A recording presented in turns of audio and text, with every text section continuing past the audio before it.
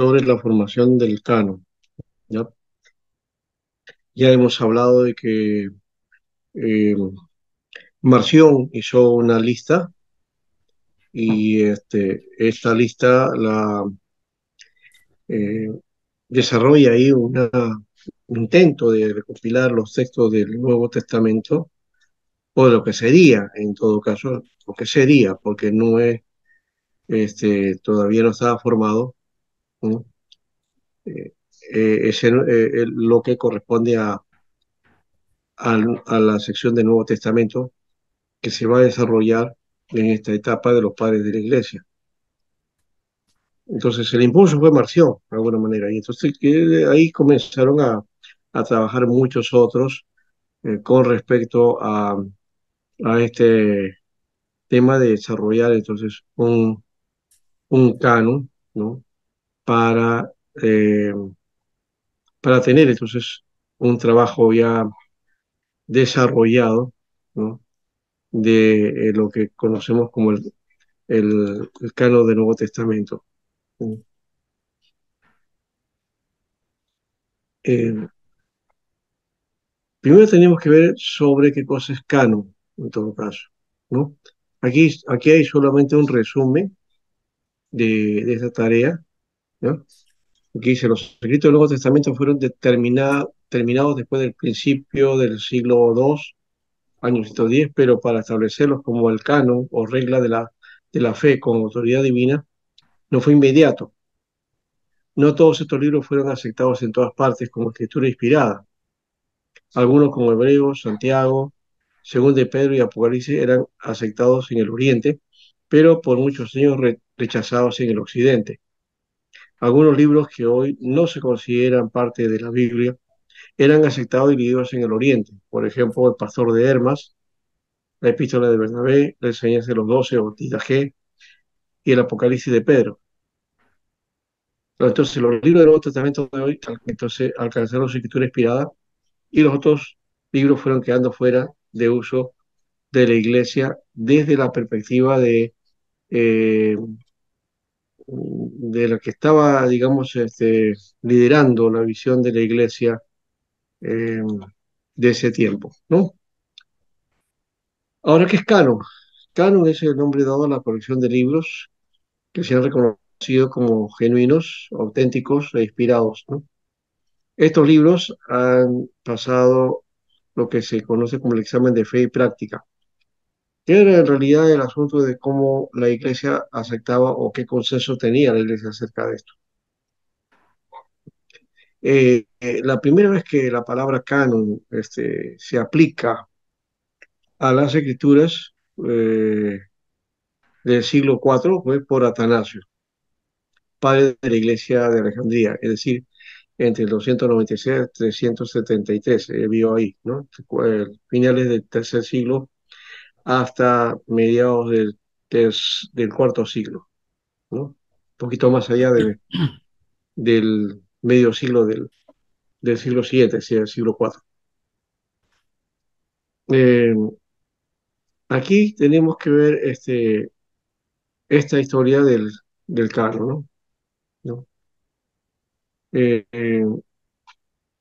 La literatura religiosa de la iglesia del primer siglo fue el Antiguo Testamento, como ya mencionamos en su momento. Sin embargo, con el crecimiento de la iglesia apostólica empezó a surgir la literatura cristiana. Se desarrollaron, ¿no? Eh, que fueron también a la par utilizados por la iglesia y reconocidos también en el sentido de que era Dios que les estaba hablando. Pero antes de eso había más o menos los primeros 20 años después de la ascensión de Cristo, este, las enseñanzas, ¿no? La historia de la vida de Jesús fue divulgada oralmente, ¿no? Por testigos oculares, ¿ya? Por testimonio oral o por la tradición, ¿no? Eso lo vemos enmarcado en 2 Tesalonicenses 2:15, 2 Pedro 1:16 y 1 Juan 1:1 al 2. Especialmente este último texto, esos dos versículos que hablan acerca de que han sido testigos oculares, ¿no? De todas las cosas hechas por Jesús. Este sistema estaba generalizado y era la forma más común de compartir y recordar, ¿no? El Evangelio oral, entonces, es la práctica que se inició el mensaje del Evangelio desde esa manera, antes que fuera escritura. Muy parecido a lo que ocurrió también con el texto de la ley, ¿no? Aunque el texto de la ley sí indicaba algunos detalles de qué cosas debía estar escrito, ¿no? Ahora, el pueblo estaba acostumbrado y entrenado a oír, prestar atención y luego recordar. Así que la primera tarea de los apóstoles fue predicar, no escribir. Aunque la tarea básicamente de la misión que realizaron luego eh, también se dedicaron a escribir, especialmente lo que ha quedado de nosotros como testimonio, que es el apóstol Pablo, ¿no? Y lo que escribió Pedro también, ¿ya? Y lo que escribe Santiago, que seguramente no es mucho, y Juan también, pero quiero decirles algo aquí. Eh, a veces tenemos la idea de que lo que está escrito aquí, bueno, fueron los apóstoles los que escribieron y los que participan en Hechos de los Apóstoles. Lucas menciona ahí, describe primero a Pedro y luego a Pablo, se basa en ellos dos, y sale el ministerio de ellos. Inclusive el de Pedro un poco que se va apagando o no tenemos muchos detalles acerca de eso. En cambio el de Pablo sí. Y tenemos la tendencia a creer que Pablo fue el único que hizo misión o el único que estableció la iglesia. Pero no hay que olvidar que fueron también los 12, los otros también. Los otros realizaron su tarea, ¿no? Y eso ha quedado en la tradición porque ellos no guardaron el testimonio escrito. No hay datos acerca de eso, ¿no? Solamente tradiciones, dichos que quedaron por ahí y que hoy día, pues, como digo, son tradiciones o mitos acerca de eso, ¿no? Santiago, por ejemplo, que dice que se fue a España, otro Santiago. Este, Tomás, que fue a África, ¿no? Y así. Son, esto no tenemos datos verificables, en todo caso, solamente parte de la tradición que quedó y que en algunos casos está documentado, pero como parte de tradición, ¿ya? Entonces, el método era de repetirlo y repetir casi sin ninguna variación, porque la memorización era el formato dentro del mundo judío, así se establece, y Deuteronomio habla de eso también, ¿no? Y que había que memorizar bien la palabra, ¿no? Eso también ocurre en esta etapa con los hechos de Jesús y el mensaje de Jesús.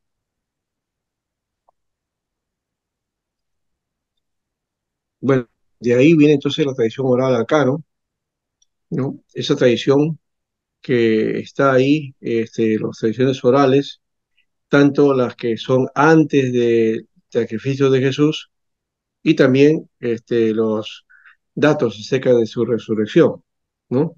Son relatos. Ahí están las logias, por ejemplo, ¿no? Que son dichos de Jesús, o se le atribuye como dichos de Jesús, que no están en el texto canónico, ¿no? Sino que así se llama ese nombre, logias, ¿ya? Eh, que creo que es de Papías, me parece, sí. Luego la redacción, que aparece ya desde el año 50, ya se tiene ya documentado que posiblemente haya sido anterior a eso también. Los evangelios pues, comenzaron, fueron los primeros que se escribieron. Y Lucas intenta justamente eso, pues, diciendo que había muchas versiones acerca, es decir, la oralidad se había establecido de tal manera que luego se fue dando de una u otra manera y para que haya un consenso de esto, entonces había necesidad de escribir, ¿no? Tal y cual se había dado. Entonces Lucas escribe, ¿no? Su versión de los hechos desde su punto de vista y desde el punto de su investigación.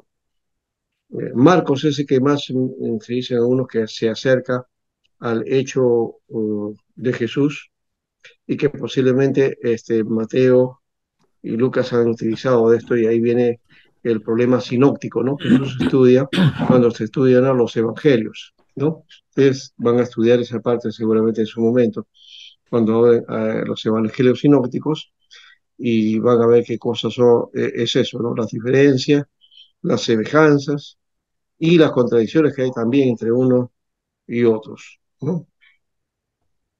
Entonces, los evangelios fueron los primeros que van saliendo, aunque se dice que primer documento literalmente es de Primera de Tesalonicenses, ¿no?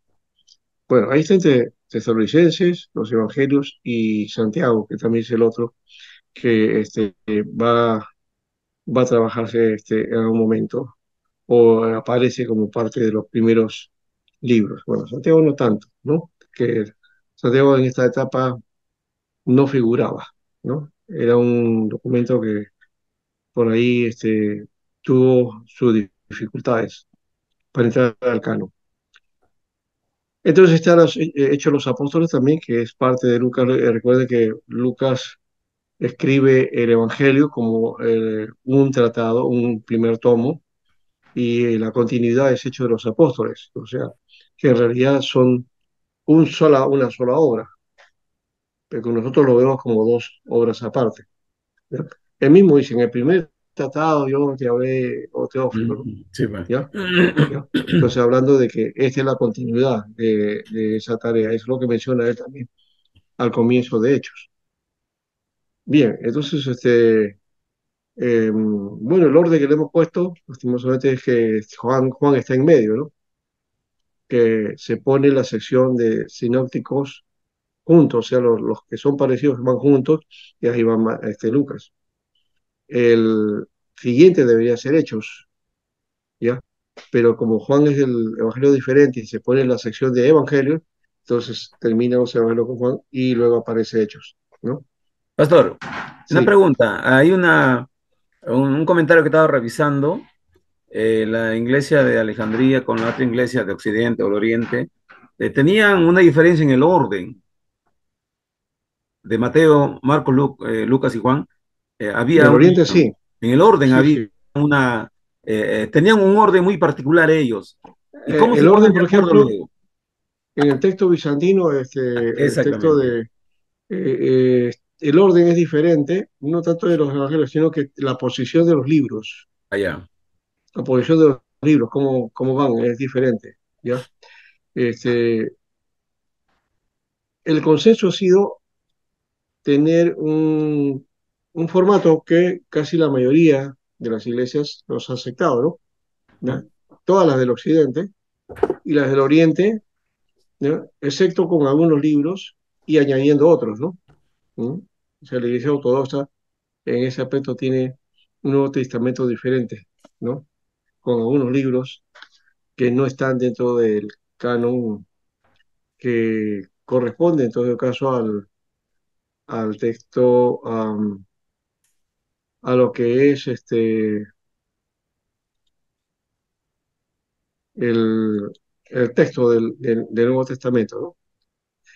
Pero básicamente no hay diferencia entre, entre lo que vendría a ser eh, o no hay conflicto, digamos, ¿sí? Con el Nuevo Testamento, no hay mucho conflicto. Con el Antiguo sí, ahí sí hay Ya. conflicto del canon, ¿no? Pero ese no es el dato para el Nuevo Testamento, a pesar de que en Oriente hay otros libros que se toman en cuenta. Este, Este es el texto bizantino, ¿no? Ya. Ya. Y aquí vamos a ir a ver si está aquí la lista y voy a mostrarle este detalle nada más del orden, que no es el mismo orden que tenemos nosotros, ¿ya? Aquí está, ¿ve? Aparecen los evangelios, sí, ¿ya? Y en el orden que tenemos más hecho de los apóstoles. Hasta ahí está bien. Lo que cambia es la, no después de Hechos las epístolas paulinas, no, sino aparece primero las epístolas católicas, o lo llamamos también epístolas universales, ¿no? Santiago, primera y Pedro, segunda y Pedro, Hombre, Pedro. y primera, segunda y tercera de Juan y Judas, ¿no? Esos aparecen antes, ¿no? Cuando termina Hechos de los Apóstoles. Después de esa acción ahí recién vienen las epístolas de Pablo, ¿no? Romanos, Corintios, Gálatas, Efesios, Tesalonicenses, Colosenses, Filipenses, bueno, Colosenses, Filipenses. Tesalonicenses, Hebreo, Hebreo está por aquí, ¿ves? Metido aquí, Ujú. ya, y Timoteo, Primera y luego Tito segunda. Tito, y Filemón, ¿no? Filimón. Sí, el que está metido aquí es Hebreos, ¿no? Que está entre Tesalonicenses, segundo de los Tesalonicenses y primera de Timoteo, ¿no? Al final está el Apocalipsis, ¿no? Entonces eso no cambia. Entonces hay un orden diferente, como se dan cuenta, las epístolas de Pablo van al final, incluyendo la epístola de los Hebreos, como si fuera de Pablo, ¿no?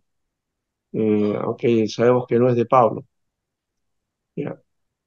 Y las epístolas universales están después de Hechos de los Apóstoles, ¿no? Bueno, eso es solamente para que tengan una idea de cómo está en ese orden. Igual que el orden que tiene también la Peshita también, ¿no? Es diferente. La Peshita tiene otro orden distinto al que está en el texto nuestro, o lo que es comúnmente para nosotros, ¿ya?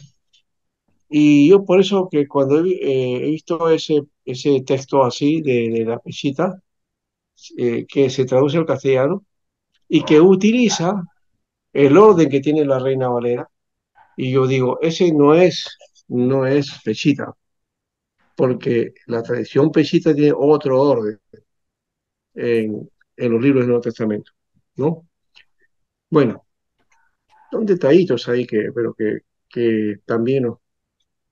Y aparte que no, esa es una versión traducida al castellano una posible versión de la pechita, pero que utiliza la tradición, ¿no? Que la iglesia cristiana siempre ha tenido, como el Nuevo Testamento. ¿Ya? La pesita no tiene ese orden. Bueno,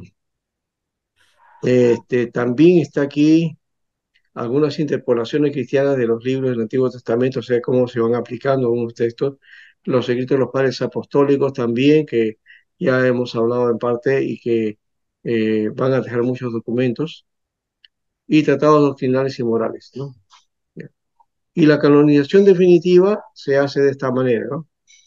Evangelios, Mateo, Marcos, Lucas y Juan, 13 cartas paulinas, y los otros serían Hechos, cartas apostólicas o universales, Hebreos y Apocalipsis, ¿no? No digo que ese sea el orden, sino que es el canon definitivo, ¿no? No en este orden exactamente, sino que en el orden de cómo se han ido dando estas cartas, confirmando el canon, ¿no? Estas fueron casi últimas, ¿no? Últimas. Aquí está inclusive Santiago también en esa parte, ¿no? Bueno, aquí dejamos esto del Evangelio de Cristo ya te hemos dicho aquí, más aquí vamos a mirar, por ejemplo, eh, algunos datos sobre la formación del canon, ¿no? Aparece, por ejemplo, el fragmento muratorio de 170 después de Cristo, que contiene una lista de libros del Nuevo Testamento y que omite Hebreos y primera y segunda de Pedro y también Santiago, e incluye algunos apócrifos. Atanasio de Alejandría, también por el 367, da una lista más antigua que es la que tenemos actualmente, ¿no? Y Jerónimo y Agustín definen el canon de 27 libros. O sea, ya Atanasio nos da una lista, Jerónimo y Agustín lo perfeccionan, ¿no? Y Policarpo, Justino, Mártir, Ireneo e Ignacio ¿no? Reconocen a los libros del canon como las escrituras inspiradas. O sea, todo esto que aparece aquí ya es reconocido por los padres de la Iglesia. Ese sínodo de Hipona, de paso, también en el año 393, que reconoce la canonicidad de los libros, de los 27 libros, ¿no? Y se le da oficialidad. Ahora, esto también se vuelve a prolongar 4 años después, ¿no? En el tercer sínodo de Cartago, 397. Y aquí se define y se ratifican los libros, ¿no? Tal como nosotros los conocemos, ¿ya? Entonces fueron dos sínodos, bueno, dos concilios, ¿no? El sínodo de Hipona y el sínodo de Cartago, ¿no? Cartago, Fueron los ¿no? que, sí, sí, que definieron entonces eh, y afirmaron la lista de los 27 libros, ¿no? ¿Ya? Entonces, como dije, es una definición desde la perspectiva conciliar, ¿no? Entonces, miren cuando aparece entonces esta lista, el cuarto siglo, casi ya terminando el cuarto siglo, Cuarto siglo, ¿no? ¿ya? Entonces, más o menos en ese periodo, entre el cuarto y entrando al cinco, recién se puede hablar de Biblia. O sea, a veces tenemos la idea peregrina que la Biblia siempre estuvo desde la época de los apóstoles, ¿no? Pastor, Y no, muy aparte, Constantino mandó preparar 50 copias para la biblioteca de Alejandría, de la ya, Septuaginta. ya. Muy aparte No de sé eso. si, bueno, si Constantino, el que preparó la Septuaginta fue este, eh, este rey Ptolomeo Filadelfo, ¿ya? Él es el que hizo la orden para que se tradujera el Antiguo Testamento al griego, Ujú. ¿no? Del texto hebreo al, al griego. Pero eso es otra historia, o sea, ahí no nos metemos porque no corresponde Al nuevo en evangelio, esta, ¿no? ya, porque eso ya fue anterior, eso fue en el siglo III antes de Cristo. O sea, 280 y 8 al 180 más o menos, entre el tercer y segundo siglo antes de Cristo. ¿Ya? Ahí se define, ahí utiliza un canon diferente, diferente del hebreo. Son los ¿Ya? 70 eruditos judíos, ¿no? Sí, Que sí, transcribieron eso sí, al griego. sí, ahí hubieron, bueno, 72 exactamente eran los que, Ujú. ¿no? Pero se llama Septuaginta. Ese texto sale cuando todavía no estaba completo el Tanakh, no estaba desarrollado o en todo caso no había un corpus de ese documento ya realizado. Había solamente las tradiciones, ya estaba la Torá y los profetas estaban en formación y parte de los escritos también, ¿no? Entonces, la Septuaginta tiene esa cualidad que se adelantó a eso, porque no había canon todavía. O sea, no hay proceso canónico tampoco en el mundo judío, Ah, ¿ya? ya. No podemos hablar de un proceso canónico o que así como acá, ¿no? Un cuerpo de personas o que los padres de la iglesia dijeron esto o aquello, no. Es el mismo pueblo que fue acumulando sus textos y que en el año cuando Yohanan Ben Zakkai, ¿no? Pide él ser trasladado a Yavne, o sea, Jope eh, eh, sí, Yavne o Hafne, que se llama esa región, ese lugar. Ahí él, como era un escriba, entonces, y también dedicado a esto, entonces, él propone hacer un consenso para determinar el texto ya, porque digamos, la persecución, ¿no? Jerusalén ya había sido destruida, había ido, digamos, la diáspora, ¿no? Judíos tenían que salir de ahí. Y en el 135 también, de paso, desaparece todo, ¿no? Adriano se mete de nuevo y ahí desaparece todo Jerusalén. Entonces, este Yohanan Ben Zakkai es el que eh, propone entonces conservar todo el texto o todos los mensajes que Dios había hablado por los profetas, ¿no? Mm. Ya, y asumir los escritos también como escritos sagrados, ¿no? Entonces, algunos dicen que ese un concilio, una asamblea, y ya dice que no se realizó exactamente como una asamblea o para definir un texto en sí mismo, ¿ya?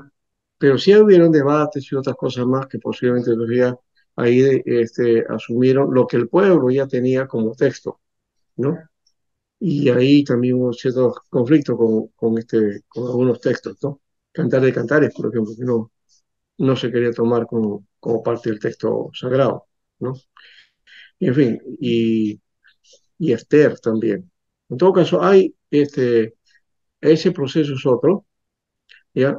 Pero no es para obtener, como en el Nuevo Testamento, que define la iglesia, sino aquí es para cuidar eso que ya tenía, Allá. ¿ya? Esa era la diferencia, El ¿no? judío entonces no usa un canon no usa para sus libros, No, ¿no? o Eso, sea, eso no dice venía ya. cuál es la lista. No hay un criterio sobre eso, ¿no? O sea, que hemos visto que ahí está Atanasio y otros, Agustín, Jerónimo, se meten en ver esa lista, y que Marción es el que inicia eso, ¿no? En el mundo judío no tenemos alguien que haya hecho una lista y sobre esa lista o sobre esa base se trabaja, porque el pueblo Allá. ya tenía esos libros indicados y solamente lo que había hacer es afirmar eso, ¿no?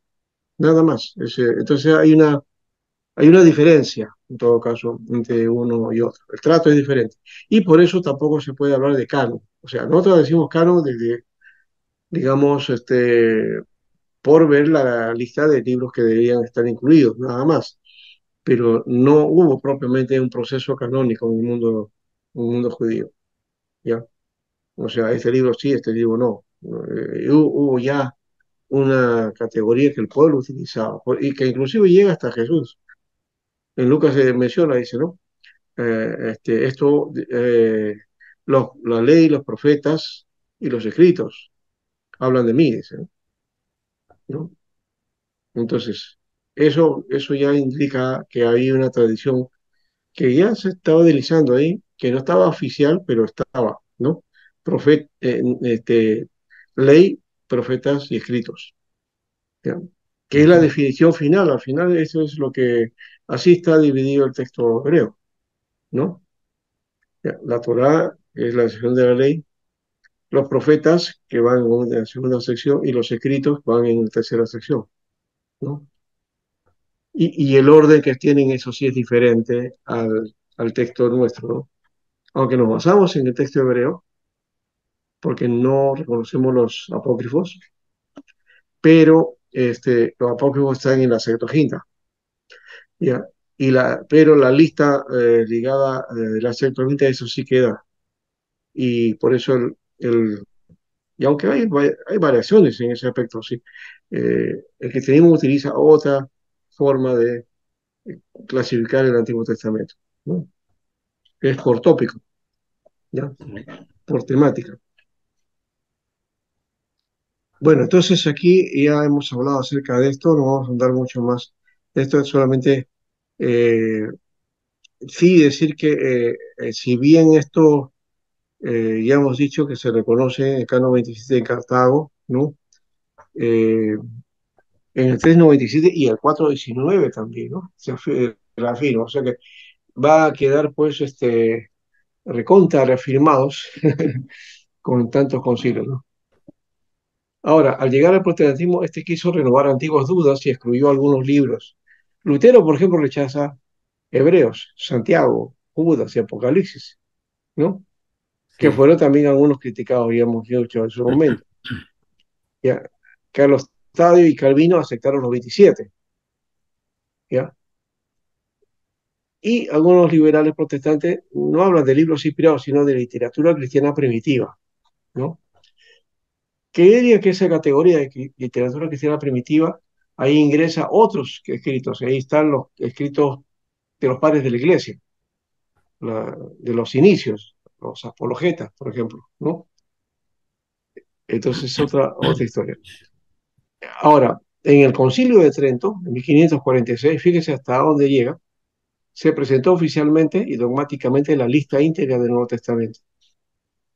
¿Ya? Pero los libros en conflicto del Nuevo Testamento son llamados deuterocanónicos, o sea, Hebreos, Santiago, Judas y Apocalipsis son llamados deuterocanónicos en el Concilio de Trento. No quiere decir que estos tengan inspiración secundaria o de segundo orden, no, porque la palabra deuterocanónico tampoco significa libros de segundo orden, sino lo que simplemente significa es libros canonizados en un segundo momento, o sea, reconocidos en un segundo momento. Eso es lo que significa eso, ¿no? Deutero, segundo, y canónico, ¿no? En un segundo canon. O sea, en una lista que establece que la misma categoría para ellos. Eso también es el sentido que le da a los textos del Antiguo Testamento. ¿Ya? Aquellos que nosotros llamamos apócrifos, ellos le llaman deuterocanónicos. ¿Ya? Y le dan el mismo peso de inspirados.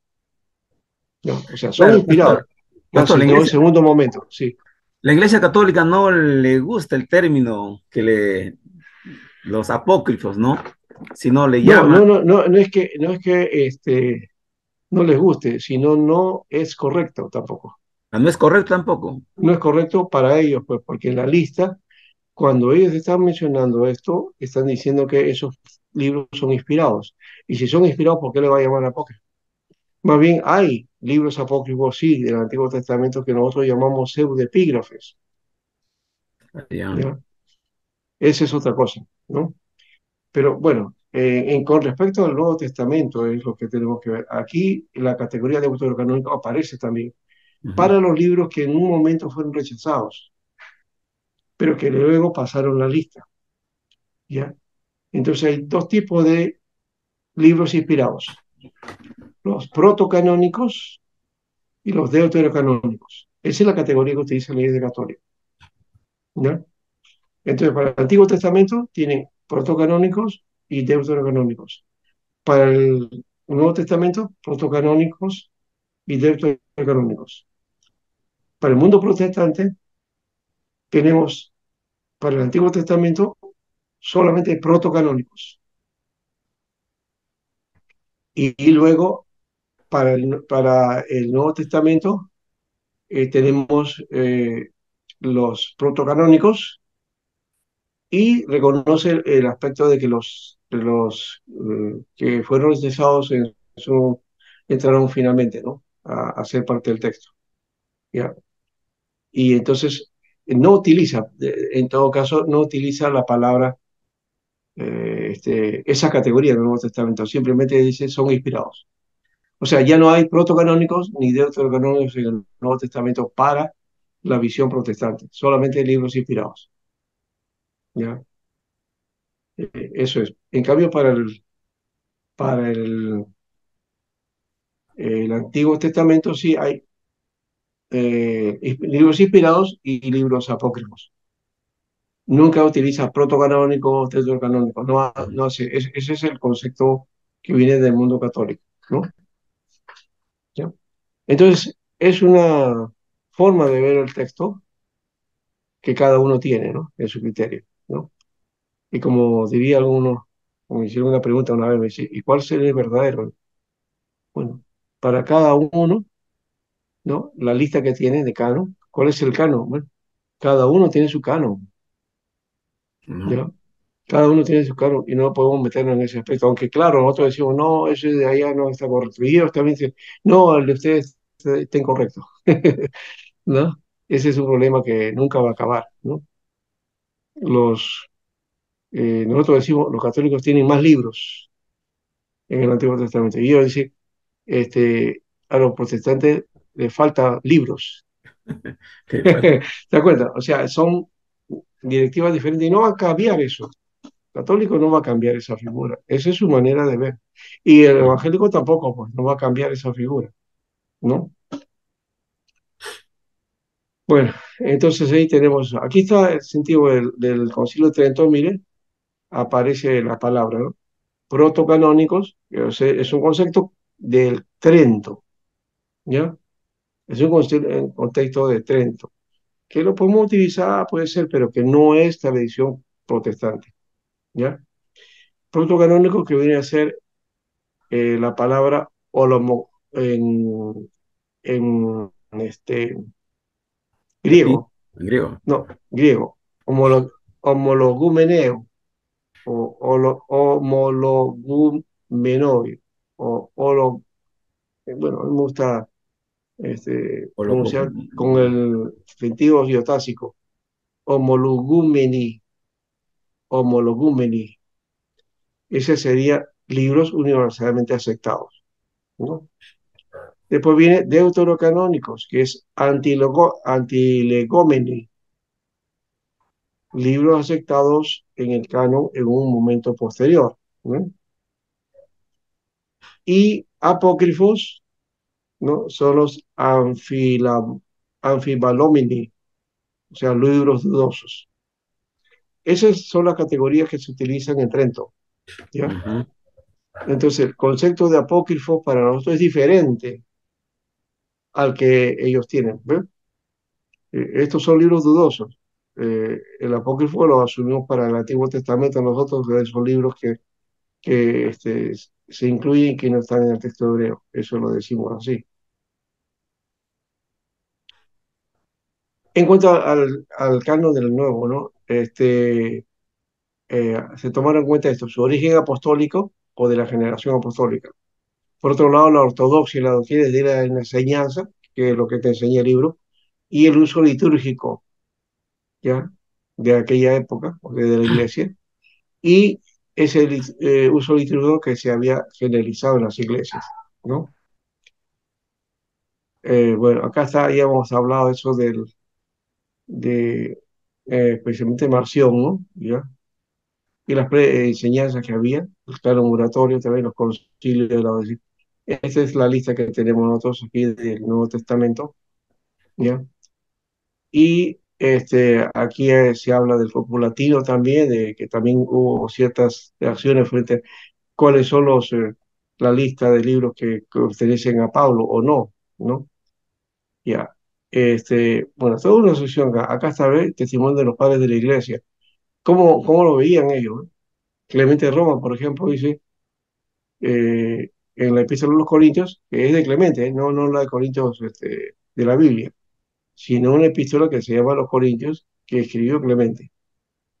Menciona muchas citas del Antiguo y cita palabras de Jesús en Mateo y Lucas, y también de Romanos, 1 Corintios, 1 Timoteo.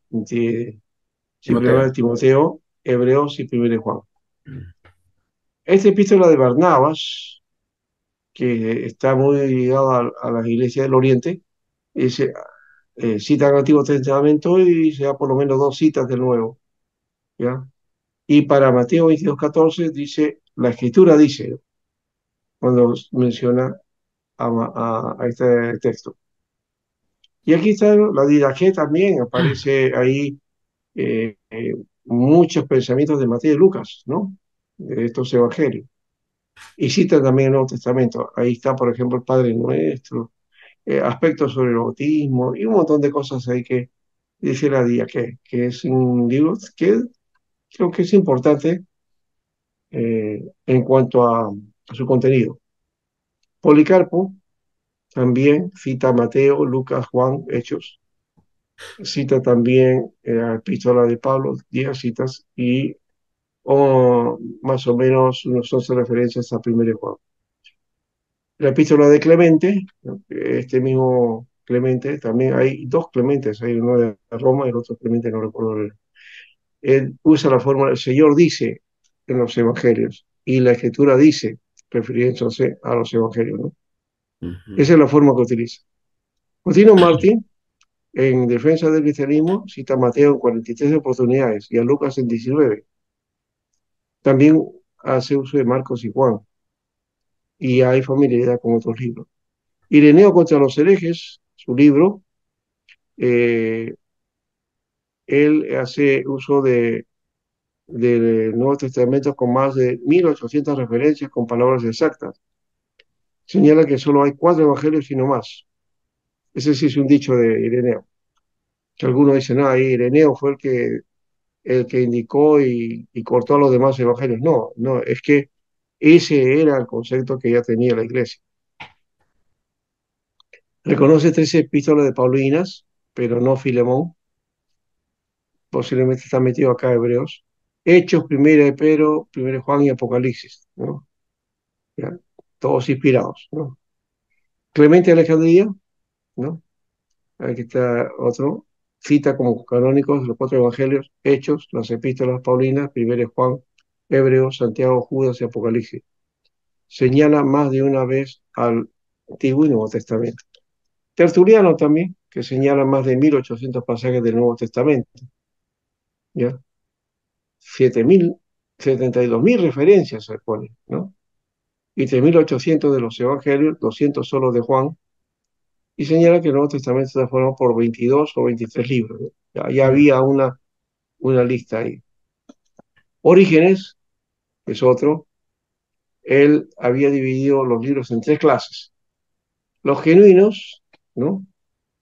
Ahí están los evangelios, Hechos, las 3 epístolas de Pablo, primera de Pedro, primera de Juan, Apocalipsis, ¿no? En, eh, eh, finalmente, ¿no? Y dudosos, están Hebreos, Santiago, segunda de Pedro, segunda y tercera de Juan y Judas, ¿ya? Eh,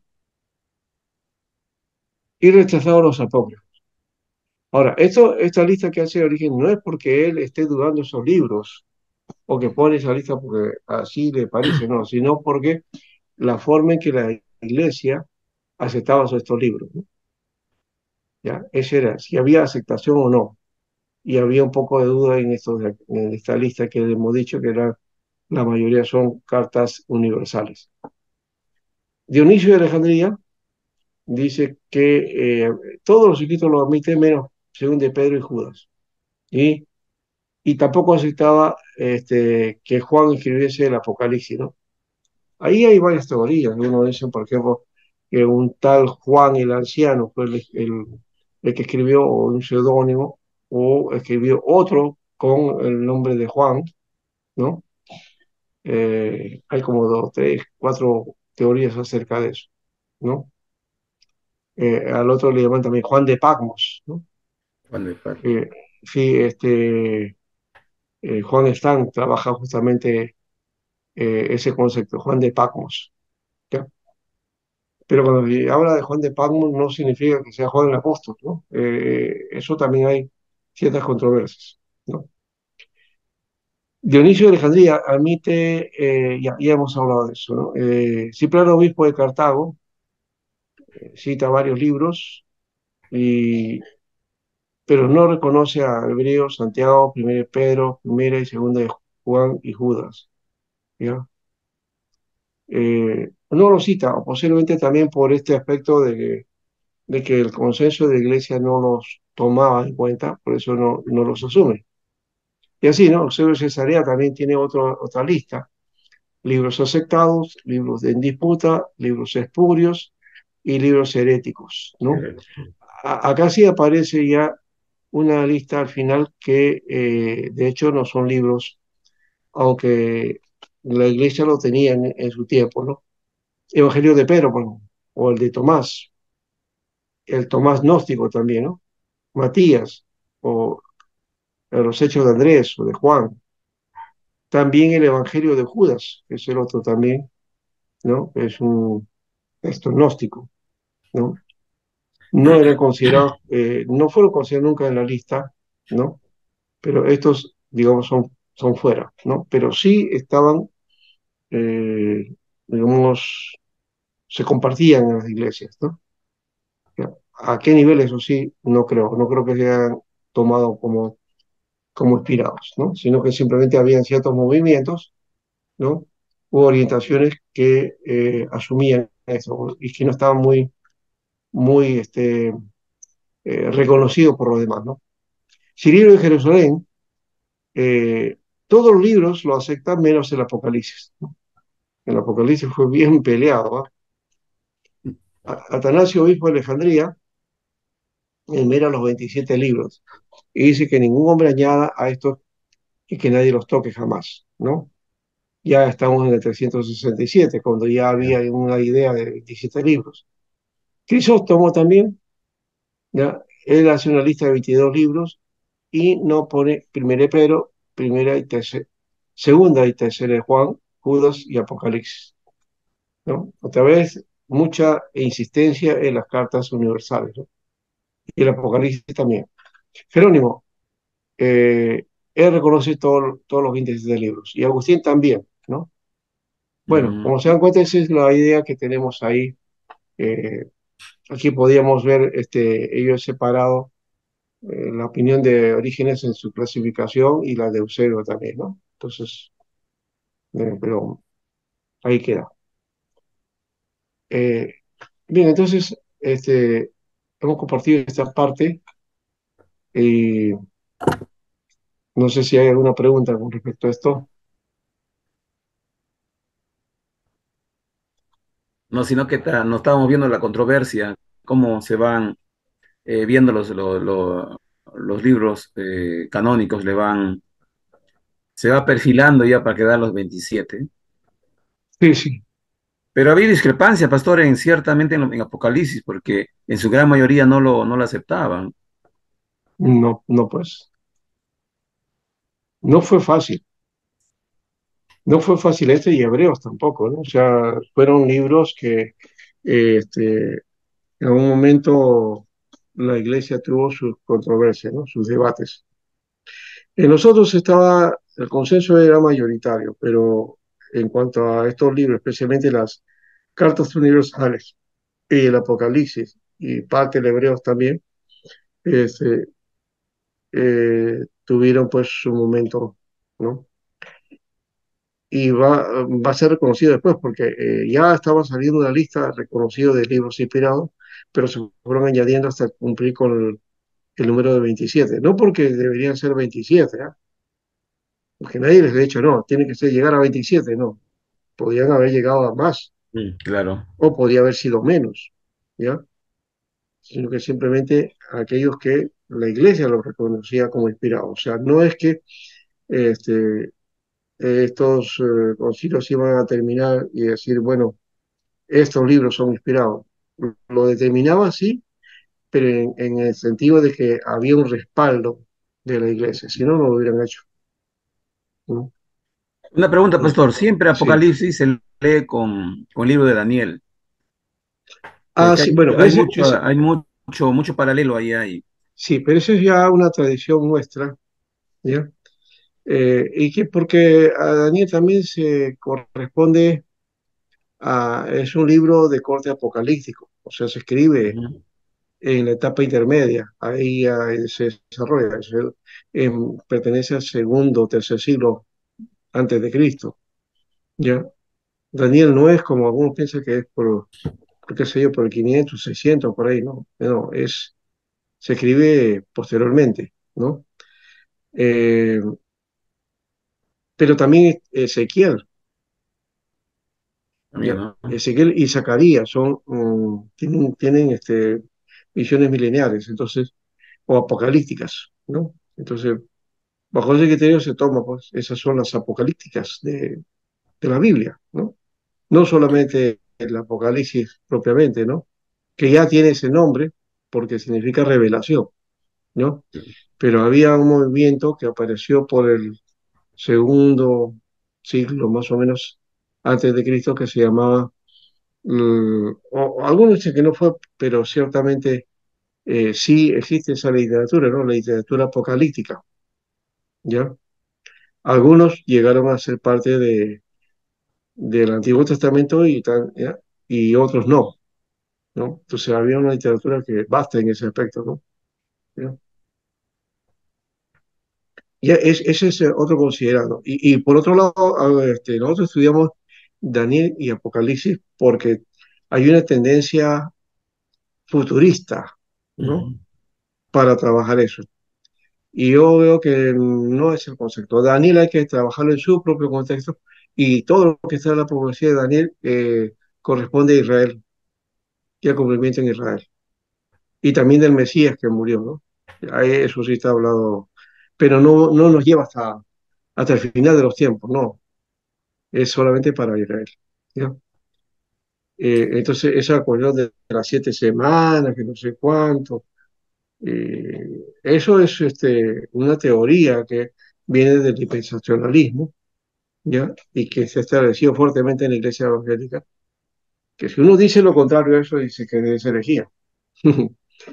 Pero escatológicamente no hay una posición única en la iglesia, hay una serie de teorías y en eso podemos reconocer que son teorías.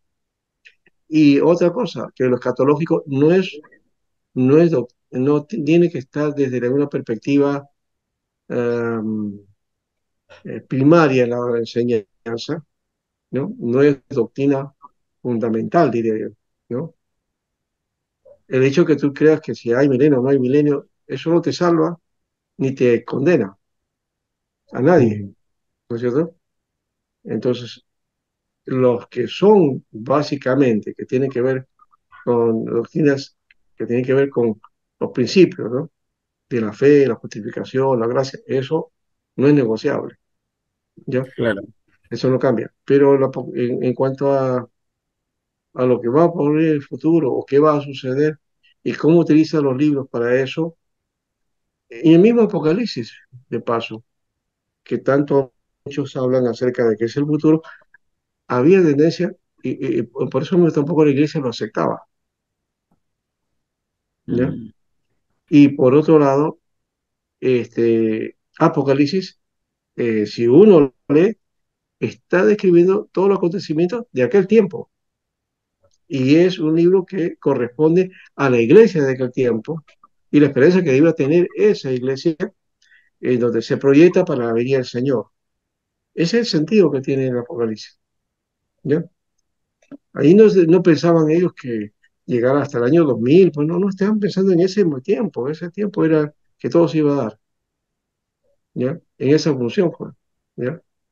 Que no, que ahora hemos llegado al año 2000 y tanto, ya pues hay que aplicarlo, sí, pero tampoco corresponde a que todo lo que dice Apocalipsis es para el futuro, no, hay muchas cosas que son del primer siglo, ¿ya?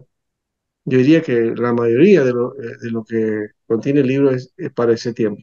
Y todas esas visiones, que algunos ponen que esta primera visión, segunda, son 7 visiones y que cada una tiene una etapa, no, esas revelaciones hablan de lo mismo, es la continuidad de todo lo que estaba ocurriendo en esa época, sino que sale una cosa más por aquí, otro aspecto de lo que se está viviendo y así, ¿no? Y al final habla de la esperanza que deben tener en Cristo, ¿no? ¿No? claro. Entonces, creo que debemos tomar el Apocalipsis así, no como un libro terrorífico al estilo Nostradamus. Esa es una tendencia negativa y que Porque, mucha de la iglesia recoge, pues. ¿Sí o pastor, no? da miedo. A Sí, veces así los se pastores estudia. no quieren tocar el tema Apocalipsis. Es un poquito que en las iglesias ¿Por no, qué? no se toca. Porque ¿Por qué? creen que Porque, hay ahí condena, pero no, ahí dice la Biblia que bienaventurados son los que leen, ¿no? ¿No? Leen y guardan la profecía que está escrita en este libro. Y lo está diciendo la iglesia, o sea, es una bendición el libro, porque el libro no habla de condenación, ni habla de fatalismo, ni habla de un juicio final al mundo, no, está hablando de la victoria de Jesús. Y que si en eso hay juicio, hay eso, está bien, cierto que viene así, pero le da esperanza a la iglesia. Es esperanza a la iglesia, no es para que tengamos miedo, ¿no? O en todo caso, alguno dirá, bueno, entonces tengo que estar bien para eso. Eh, Cuidado, la, la gracia es por fe, ¿no? ¿no? Entonces no es porque estés bien. Sí, de hecho necesitamos perseverar y estar bien, sí, pero ese no va a ser el mérito. Entonces, cuando te presentas al Señor, y, Señor, mira, yo me porté bien, mira que lo hice porque yo tenía miedo de que me puedas, ¿no? Así que me porté bien. Pues tú estás haciendo mérito, te voy a decir, ¿no? Has querido hacer mérito y la gracia no es por mérito. Ahí sutilmente se ha metido ese concepto en la iglesia evangélica. Y por eso hay temor, por eso hay miedo. Y la sociedad también lo apunta a eso, ¿no? Unido a Nostradamus y a otras adivinaciones futuristas por ahí. Ya, me dice que cuando acontece algo, un terremoto, una vez, o lo de la pandemia, ¿no? Oh, esto ha La sido pandemia terrible, apocalíptico, o sea, ya se apocalíptica. termina todo, ¿no? Ya se acabó el mundo. El dengue ahora, pastor, entonces es apocalíptico también. No, es el dengue. Y deberíamos, esto del dengue no es así, porque acá hay un mal manejo, ¿no? Del gobierno que hoy día tiene, porque eso es el problema. No, Claro, no hay, no tenemos un ministerio de salud adecuado. Eso se podía arreglar. Podíamos haberlo hecho bien, pero no, sí, pues no se está sí, manejando bien. Eso ya no es apocalíptico, eso ya es ya culpa de los que están ahí, ¿no? Eh, en salud, ¿no? Que lastimosamente hace falta al pueblo, ¿no? A la gente. En fin, eso es otro detalle ahí que escapa de nosotros en todo caso, ¿no? Que en todo caso Dios va a tomar cuenta también, por supuesto, ¿no? ¿No? Dios va a tomar en cuenta eso, porque no, no se está cuidando la vida, ¿no? Hoy el valor de la vida en el Perú ha sido relativo, ya, lastimosamente. Pero nosotros los cristianos sí tenemos que promover la vida, ¿ya? Promover la vida, ¿ya? Y predicar acerca de la vida, ¿no? Eso sí. Bueno, entonces estamos en eso. Ahora, algo que más que quiera por ahí alguien compartir. Pues para una consulta nada más. Sí, sí, dime. So- Sobre los libros de la Biblia, los que están en el canon, también lo aceptan, lo mismo, en el mismo orden también lo aceptan la Iglesia Ortodoxa, Católica, la Iglesia de Oriente. La Iglesia de Oriente tiene justamente esa visión bizantina, ¿no? Que les presenté. ¿Mm? Es el texto bizantino, así más o menos el orden. Aunque de hecho ahí está agregado otro libro, ¿no? La epístola de Bernabé, Ya, ya, el sí, sí. pastor de Hermas, ¿ya? Y creo que también está la epístola de Clemente, me parece por ahí, ¿no? No, ahí no, el pastor de Hermas, la didaqué, básicamente los tres, eso. Pastor de Hermas, la didaqué y el pastor de Hermas, ¿no? Que son, Ellos se denominan católicos también, pues, ¿no? no, no es que se dominen católicos. En realidad el término católico debe ser para todos nosotros, porque la Mm, iglesia es católica. ¿En qué sentido es católica? En el sentido de que es universal, porque la palabra católico significa universal. Ese es el carácter de la iglesia. Su naturaleza es ser universal, ¿ya? mm. Por lo tanto, la ortodoxia está correcta al usar esa palabra, ¿ya? La iglesia de Roma, que es la que ha utilizado o quedó con esa palabra, se la exclusivizó, ¿no? Asume que católicos solamente son las de Roma, ¿no? Y las demás iglesias que están bajo Roma, ¿no? Como estuvo la del Oriente también en su momento, pero que después se desprendió, ¿no? Eso ya no ocurre en esta etapa, eso ocurre en 1054. Ahí se viene la división y la ortodoxia Mm. se quita, ¿no? Que hoy Ah, está en relación, hay convenios, sí, pero cada una tiene su diferencia, no está, la católica no influencia en la ortodoxia. y Este, la iglesia sí son otros, entonces, ¿no? claro, entonces nosotros también deberíamos llamarnos católicos, pero no lo utilizamos porque, para diferenciarnos. Pero yo creo que también, por otro lado, nadie se le ha ocurrido o debería utilizar como estrategia. O sea, que para Mm. predicar a otra persona y que va a decir, yo soy católico. Ah, bueno, le digo, yo también soy católico. Yo, Claro. ah, sí, sí, soy católico y vengo a predicar el evangelio. Ah, ya. Pero usted es católico, cree en ah, no, la otra cosa es el Papa, otra cosa es el Vaticano, eso es otra cosa. Nosotros Sí, somos católicos, o sea, nosotros somos iglesia, ¿ya? Cristiana, ¿no? Apostólica, ¿no? Católica y apostólica. Esos son los tres criterios que tenemos que tener, ¿no? Una iglesia cristiana, ¿ya? Católica y apostólica, ¿ya? así es. Pero no romana, No, claro. Y ahí hay otra contradicción, ¿verdad? Voy a cerrar esa parte. No es la parte hablar de esto aquí, pero bueno. Roma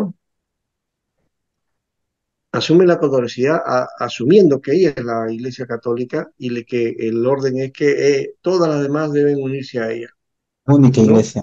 Al Ujú, sujeto a ella porque es la única iglesia y es la única iglesia católica, universal, así ¿ya? es. Pero las iglesias que no se unen a ella o que salen ya no las consideran católicas, Ya no, así ¿ya? es. Cuando las iglesias, de la naturaleza de la iglesia en general es católica. Ahora, la de Roma más bien tiene una contradicción, porque si bien dice que es universal porque ella domina en toda la tierra, ¿ya?